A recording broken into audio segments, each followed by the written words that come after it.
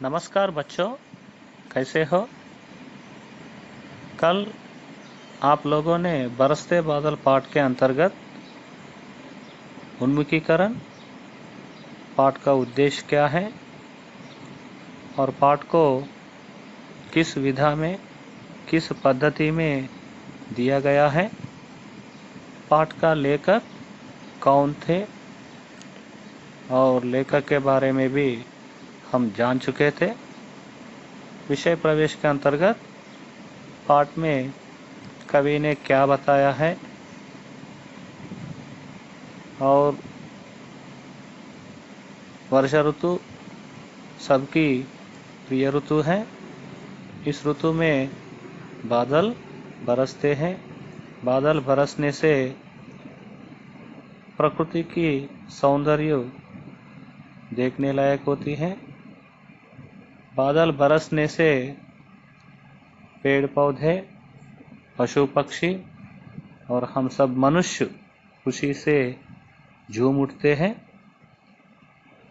इस कविता में कवि प्रकृति का सौंदर्य का वर्णन बहुत सुंदर ढंग से किया। किस प्रकार किया, तो कविता की ओर चलेंगे। चलिए। तो बच्चों, पहले कविता के 4 पंक्तियां लेंगे।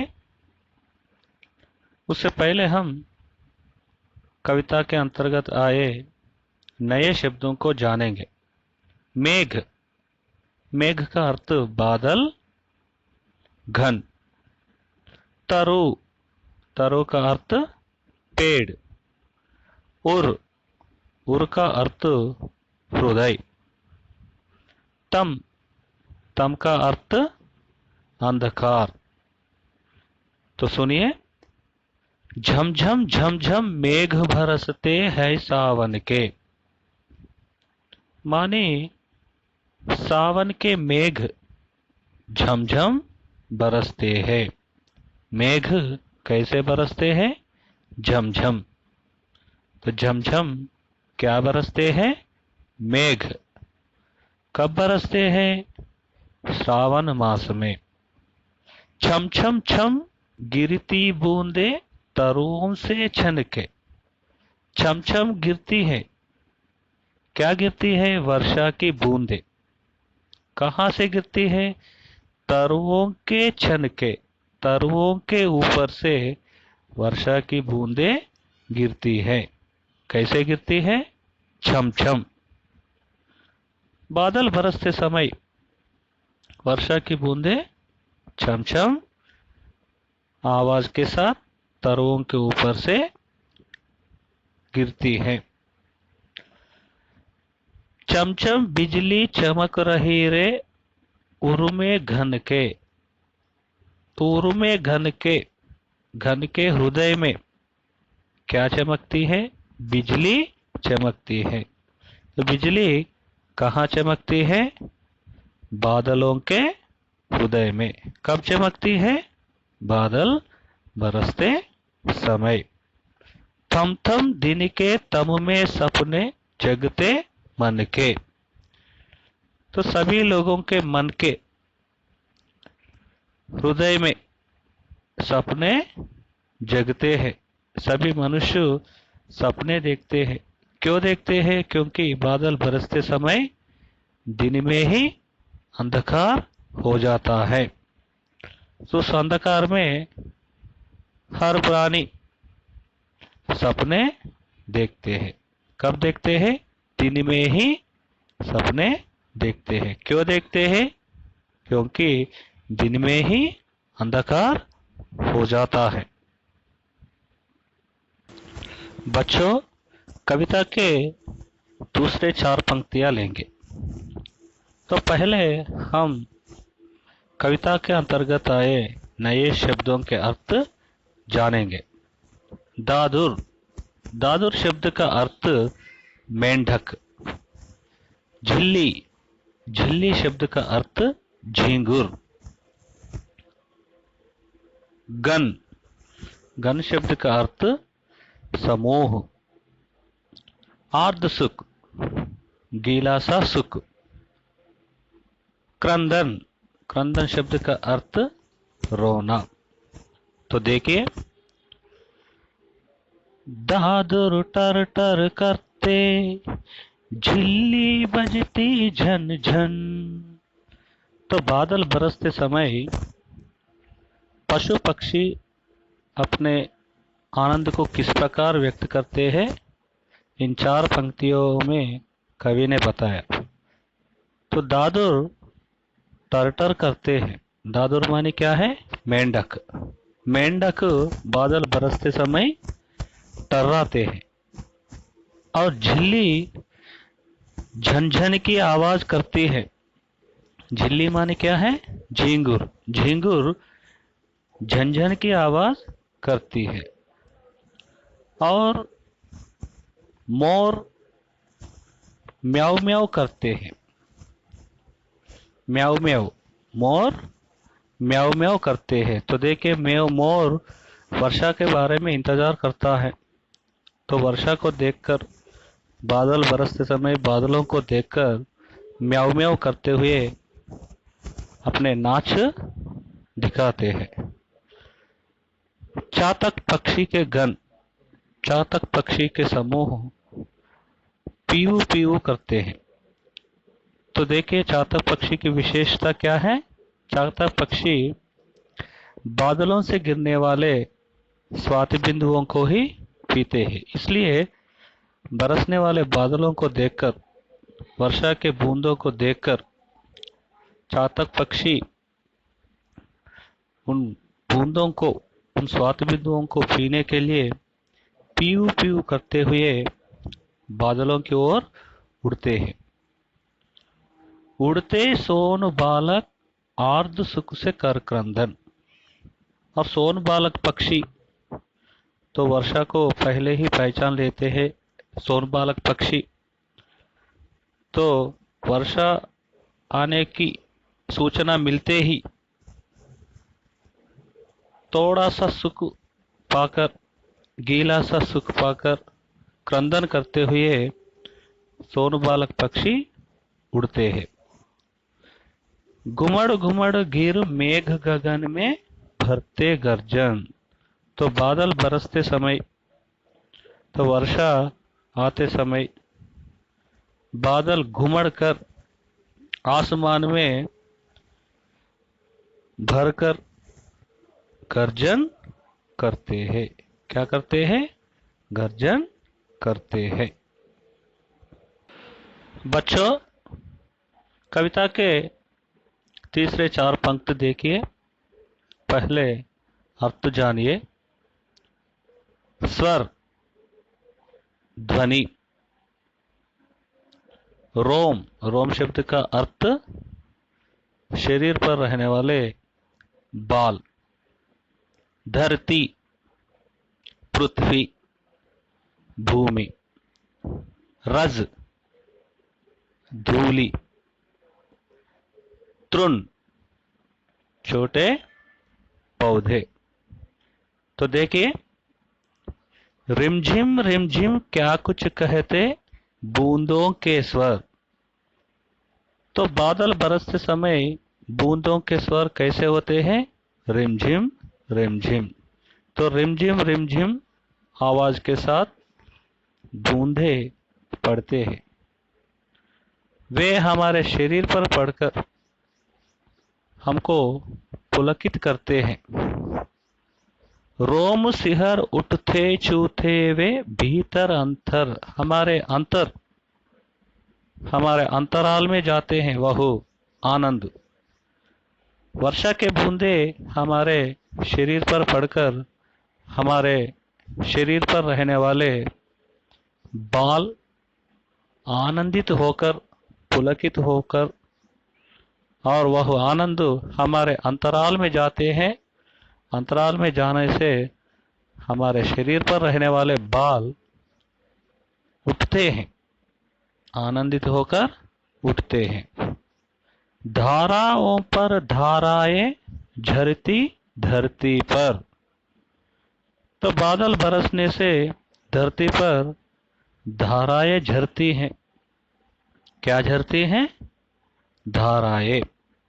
तो पानी की धाराएं झरती हैं, किस पर झरती हैं? धरती पर। रज के कन कन में तृण तृण को पुलकावलितर। तो रज के कन कन में, धूलि के हर कण में क्या होते हैं? तृण होते हैं। वे तृण पुलकित होकर अंकुरित हो जाते हैं बादल बरसने से। तो धूलि के हर कण में रहने वाले छोटे छोटे पौधे पुलकित होकर अंकुरित होते हैं, छोटे छोटे बीज अंकुरित हो जाते हैं।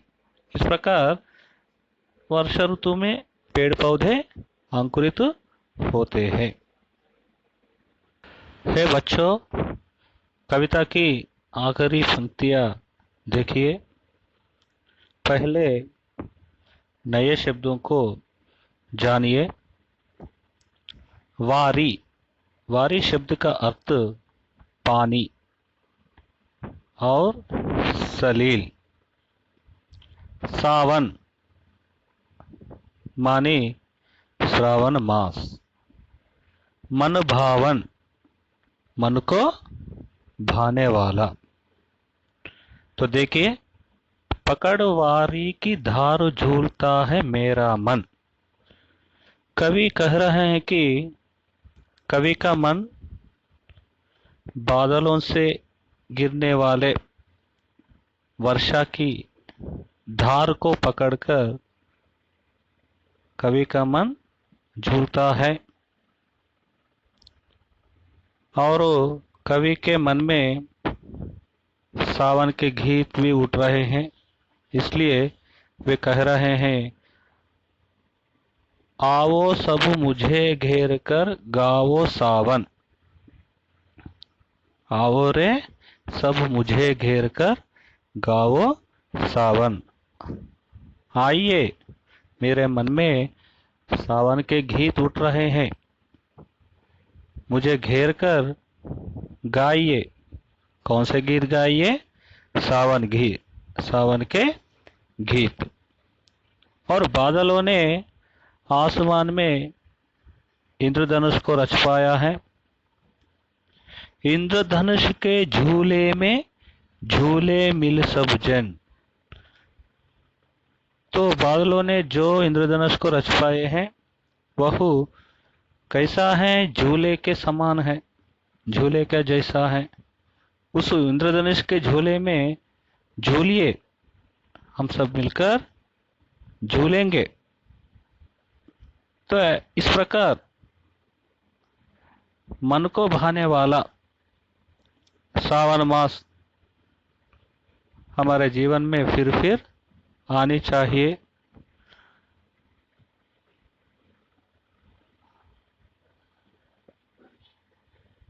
ऐसी कामना कवि ने कर रहा है। फिर आए जीवन में सावन मन भावन। फिर हमारे जीवन में ऐसा सावन मास आनी चाहिए, यही मेरी कामना है। तो इस प्रकार कवि ने वर्षा ऋतु में प्रकृति की सुंदरता के बारे में बहुत सुंदर ढंग से वर्णन किया है। बच्चों, कविता के अंत में कुछ प्रश्न भी पूछे गए हैं, तो देखिए। पहला प्रश्न, मेघ, बिजली और बूंदों का वर्णन यहाँ कैसे किया गया है? तो देखिए, कविता में मेघ और बूंद, बिजली और बूंदों का वर्णन किया गया है। तो मेघ सावन मास में झमझम बरसते हैं और आसमान में घुमड़कर गर्जन भी करते हैं। बिजली बादलों के हृदय में चमचम चमकती है और बूंदे तरुओं के ऊपर से चमचम गिरती हैं और रिमझिम भी आवाज भी करते हैं। दूसरा प्रश्न, प्रकृति की कौन कौन सी चीजें मन को छू लेती हैं? यहाँ पर प्रकृति की हर चीज मन को छू लेती है। तो मेघ बरसना और बूंदे गिरना और बादलों के हृदय में बिजली चमकना, दादर टर्राना, झिल्ली झंझन की आवाज करना, मोर म्याऊ म्याऊ करते हुए नाच दिखाना, चातक के गण पीऊ पीऊ करते हुए बादलों की ओर उड़ना, सोनबालक पक्षी क्रंदन करते हुए आसमान की ओर उड़ना और घुमड़कर बादल आसमान में गर्जन करना और बूंदे रिमझिम रिमझिम पड़ना और धरती पर नदियों के धाराएं झरना, रज के हर कण में तृण पुलकित होना आदि चीजें मन को छू लेती हैं। और सारांशात्मक मूल्यांकन परीक्षा में कवि से संबंधित कुछ प्रश्न भी पूछेगा 4 अंक के लिए, पर कवि के बारे में जानना बहुत आवश्यक है। तो बरसते बादल कविता के कवि सुमित्रानंदन पंत थे। उनका जन्म सन 1900 में अल्मोड़ा में हुआ। उनको कई पुरस्कार भी मिले हैं, साहित्य अकादमी, सोवियत रूस ज्ञानपीठ पुरस्कार। उन्होंने कई रचनाएं भी की हैं। उनमें से प्रमुख रचनाएं वीणा, ग्रंथि, पल्लव, युगांत, ग्राम्या, गुंजन, स्वर्ण किरण, कला और बूढ़ा छांद, चिदंबरा आदि। चिदंबरा काव्य संकलन के लिए उनको ज्ञानपीठ पुरस्कार भी दिया गया है। वे प्रकृति के बेजोड़ कवि हैं। उनका जन्म सन 1900 में अल्मोड़ा में हुआ। उनका निधन सन 1977 में हुआ। तो कवि के बारे में हर छात्र याद करने चाहिए। कवि से संबंधित एक प्रश्न सारांशात्मक मूल्यांकन परीक्षा में आएगा। तो छात्र, आपको कविता समझ में आ गया? तो कहाँ तक समझ में आ गया, मैं आपसे कुछ प्रश्न पूछूंगा। तो सावन मास के मेघ कैसे बरसते हैं? हाँ, झमझम बरसते हैं।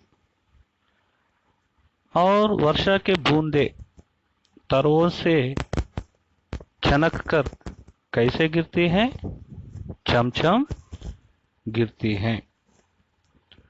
बादलों के हृदय में बिजली कैसे चमकती है? चमचम चमकती है। तो बादल बरसते समय दिन में क्या छा जाता है? अंधकार छा जाता है। और मनुष्य के मन में क्या जगते हैं? सपने जगते हैं। दादर क्या करते हैं? टर्राते हैं। झिल्ली कौन सी आवाज करती है? झनझन। मोर क्या करते हैं? म्याऊ म्याऊ करते हैं। चातक के समूह क्या करते हैं? पीऊ पीऊ करते हुए आसमान की ओर उड़ते हैं। सोनबालक पक्षी क्या करते हैं? तो गीला सा सुख पाकर क्रंदन करते हुए आसमान की ओर उड़ते हैं। और मेघ घुमड़कर गगन में क्या करते हैं? गर्जन करते हैं। बूंदों के स्वर कैसे होते हैं? रिमझिम रिमझिम होते हैं। तो बूंदे शरीर पर पड़कर क्या उठते हैं? रोम शिहर उठते हैं। और धरती पर क्या झरती है? धाराओं पर धाराएं झरती हैं। और वर्षा के कारण रज के कण कण में क्या पुलकित होकर अंकुरित होते हैं? तृण तृण। और कवि का मन क्यों झूलता है? वारी को पकड़कर, पानी की धार को पकड़कर। तो सावन मास में क्या गाते हैं? सावन के गीत। बादल क्या रच पाते हैं आसमान में? इंद्रधनुष। तो कवि का कामना क्या है? फिर हमारे जीवन में क्या आनी चाहिए? श्रावण मास आनी चाहिए। तो इन प्रश्नों के उत्तर याद कीजिए और आपको परीक्षा में पठित पद्य के रूप में कविता के कुछ पंक्तियाँ दिया जाएगा और प्रश्न भी दिया जाएगा और कविता की पंक्तियों को समझकर हम प्रश्नों के उत्तर देना पड़ेगा। इसलिए कविता को कंठस्थ कीजिए।